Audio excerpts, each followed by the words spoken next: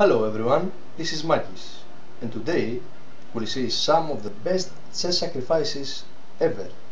So let's not waste any time and get started. This game was played between Kasparov and Topalov in 1999, and it's Kasparov's immortal game, and by many people it's considered as one of the best in chess history. Kasparov had white pieces and Topalov had black pieces. At this point of the game, the position was almost equal, and it's white's turn to play. What would you play? Would you play this? Rook takes pawn on d4. Did Kasparov sacrifice his rook for nothing, or did he have something in mind? Topalov took the rook, although the best move was king to b6. Kasparov then played a rook to e7, and Topalov responded with king to b6. You will wonder why Topalov didn't capture the rook. The reason is because of this sequence. Queen takes pawn on d4, king to b8, queen to b6, then bishop to b7, and then knight to c6, checkmate. Topalov saw that, so he played king to b6. Queen takes pawn on d4, and king takes knight on a5. Kasparov has sacrificed both his rook and his knight. Pawn to b4, check. King to a4. Queen to c3 in order to go to b3 and deliver a mate. Queen takes pawn on d5, preventing the mate. Rook to a7, threatening mate again. Bishop to b7, preventing it. Rook takes bishop. Queen to c4. Queen takes knight at f6, threatening mate by going to a6. King to a3. Queen takes pawn on a6. King takes pawn on b4. c3. King takes pawn. Queen to a1. King to d2. Queen to b2. King to d1. Bishop to f1, threatening the black queen. If the queen takes the bishop, then we have this sequence. Queen to b2. Excuse me. Queen to c2, check. King to e1. Rook to e7. Queen to e2.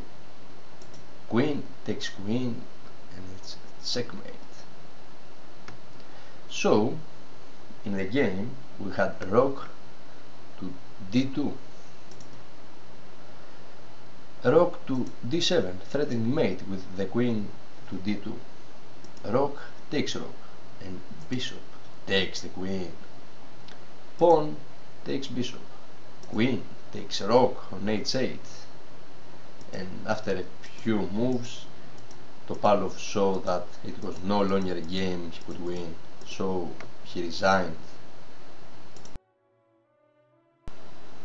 This game was played between Albero and Mikhail Tal in 1961 for the Candidates Tournament. Tal is considered as one of the best risky attacking players in the chess history, and in a while you'll get a taste. Why is that? Albero had white pieces and Tal had black pieces. At this point of the game, black is clearly better, but white is trying to get a draw by repetition because the king has only one square to move, and black intends to move his knight between f7 and g5. But Tal isn't interested in a draw, so he took the knight, sacrificing his queen. Unbelievable! Is it a blunder? Or maybe not. Tal played a rook to d3, threatening the queen. Queen to e2. Bishop takes pawn on d4, check. King to g2. Knight to e5. Rook to d1. Rook to e3, threatening the queen. Queen to f1, bishop to e4, check. King to h3, rook to f3, attacking the queen. Queen to e2, bishop to f5, and here Albero resigned. If king to h4, then rook to e3, attacking the queen, and if, for example, queen to g2, then knight to f3, checkmate. If king to g2, then that leads to rook to f2, attacking both king and queen, and after queen takes rook, bishop takes queen, king takes bishop, knight takes bishop, black is much better, and especially for Tal, that would be an easy win. This game was played between Edward Lasker and George Alan Thomas in 1912. Lasker had white pieces and Thomas had black pieces.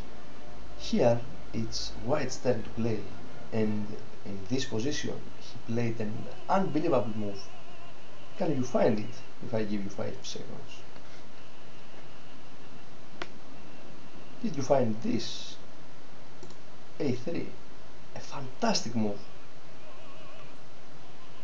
I'm just kidding. The unbelievable move that Lasker played was queen takes pawn on h7.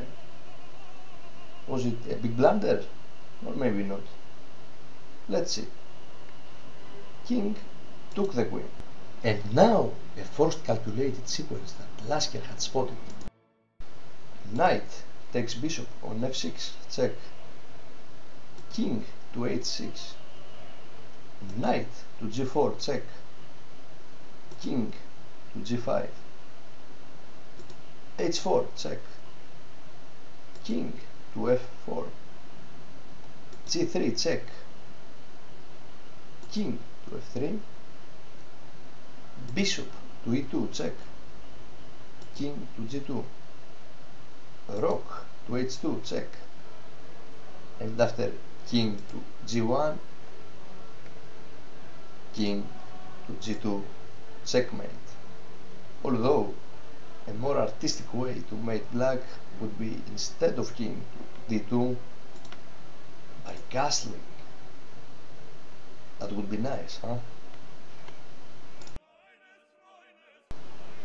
This game was played between Donald Byrne and Bobby Fischer in 1956. It has to be noted that at that time Fischer was only 13 years old.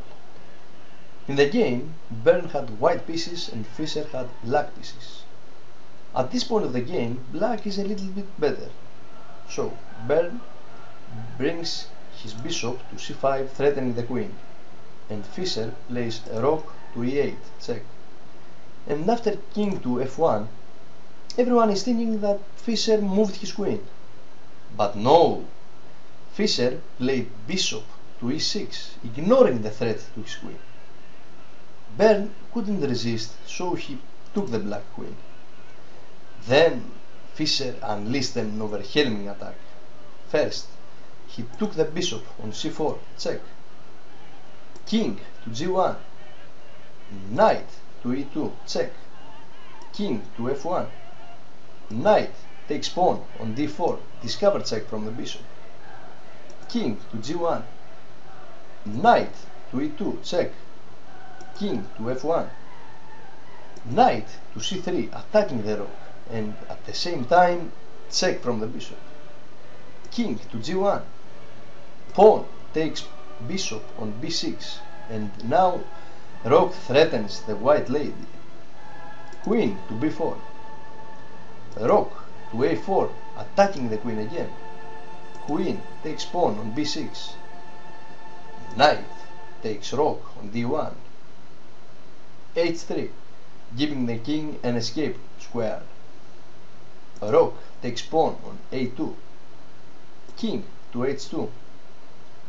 Knight takes pawn on f2, rook to e1, rook takes rook, queen to d8, check, bishop to f8, blocking, knight takes rook on e1, bishop to d5, knight to f3, knight to e4, queen to b8, b5, h4, h5, knight to e5, king to g7, king to g1, and now a forced sequence, bishop to c5, check, king to f1, knight to g3, check, king to e1, bishop to b4, check, king to d1, bishop to b3, check, king to c1, knight to e2, check, king to b1, knight to c3, check, and after king to c1, rook to c2, check, mate. This game was played between Glucksberg and Najdorf in 1929. Glucksberg had white pieces and Najdorf had black pieces.